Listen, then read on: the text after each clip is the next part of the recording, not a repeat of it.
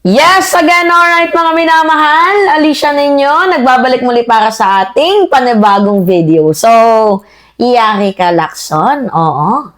Bukod sa iimbestigahan na yung sose mo, abay mo kang madadali ka din sa naging pahayag mo sa Commission on Appointments. So, anyway, ito yung balita. Basahin natin, mga minamahal.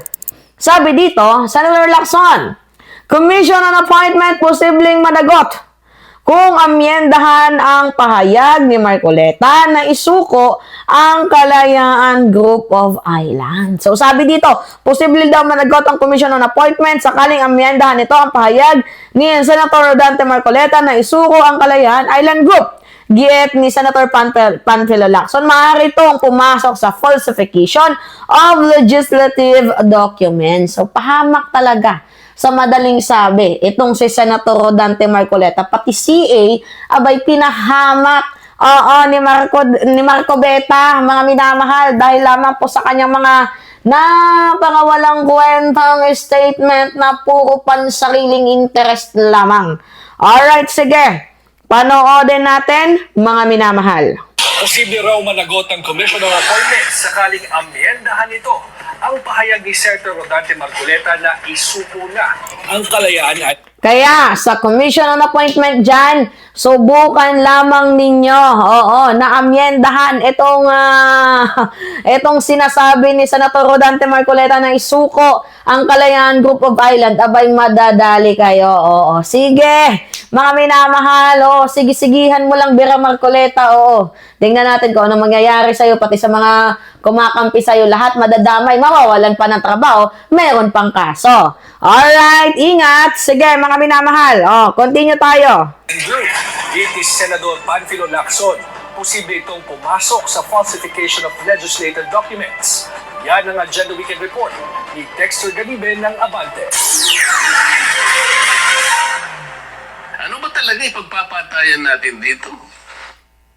We will offer our lives, including the lives of our children, and to die for it, for something that is not even within our EEZ. Ang gawin natin po para madali, i-give up natin yung KIG.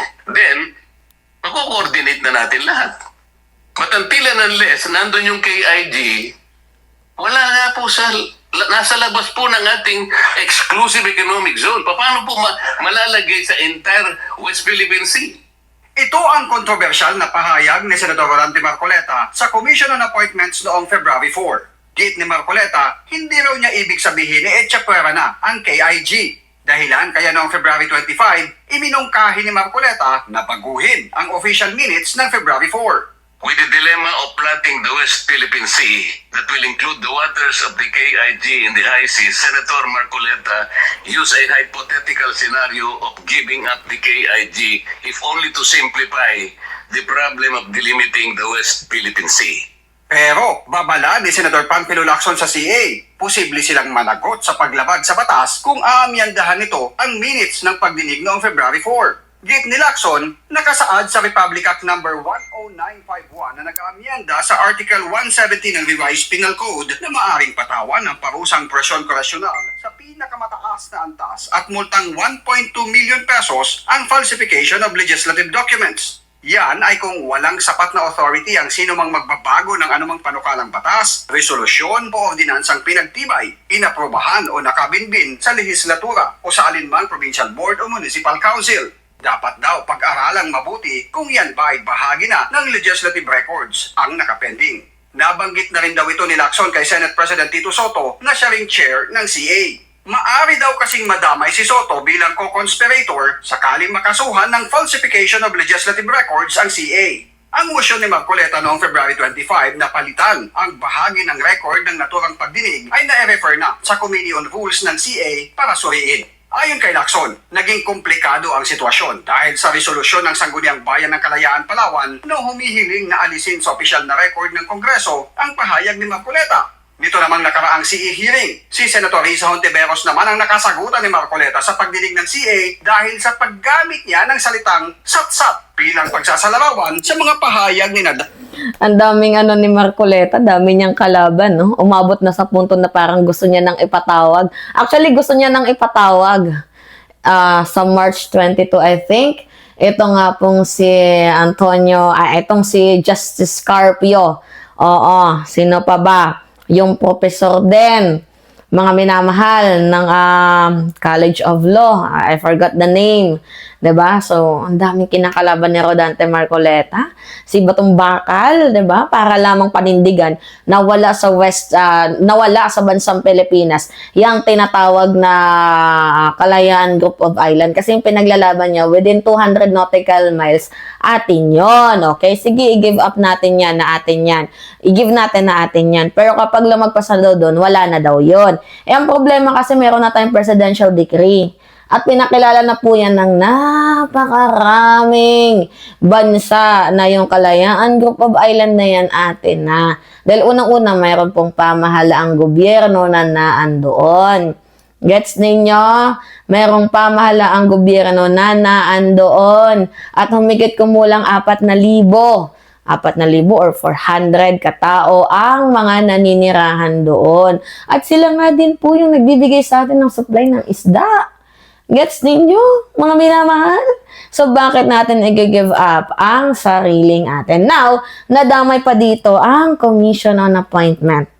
Grabe ka, Senator Rodante Marcoleta, ang dami mo nang dinamay sa issue mo. Halos lahat, oo, kahit walang alam dyan sa pinanggagawa mo, nadadamay ng dahil sa'yo. O, yung debate ninyo ni Carpio, natuloy ba? 'Di ba puro lang satsat? Kahit nga itong si paano ba ito? Itong si Lacson, pagod ng makinig. Oo, hindi na talaga siya interesado. Kasi kahit sabihin ba natin na hindi mo pinagtatanggol ang China, pero the way na pinipertain mo na hindi atin ang Kalayaan Group of Island, anong ibig sabihin nun? Doon pa nga lamang sa part na wala sa mapa ng buong mundo yung West Philippine Sea. 'Di ba? Doon pa nga lamang sa part na yun, talagang sukdulan yung pakikipaglaban mo. Ano ba dapat ang itawag natin dyan? Kung hindi atin yung West Philippine Sea, South China Sea. Atin nga yan. Hindi nga totoo yung 9-dash line nila. Bakit yung 200 nautical miles natin abay inaawit or kinakanta mo? Kung hindi ka ba naman chinator? Kung hindi ka ba naman tarantado? Hinayufak? Alright. Anyway, it's me again, mga minamahal. Alicia ninyo, pahingin lang po ako ng comments, likes, and share. And also, don't forget to click the subscribe, mga minamahal. And always nyo pong i-hit ang notification bell para lagi kayong na-update sa mga video na ina-upload natin. By the way, sa mga hindi pa po nakasubscribe, subscribe. And kita-kits, Singapore. Yes, excited na si Mima. At kasama din natin ang ibang mga vloggers. Yun lamang at ingat, mga kababayan.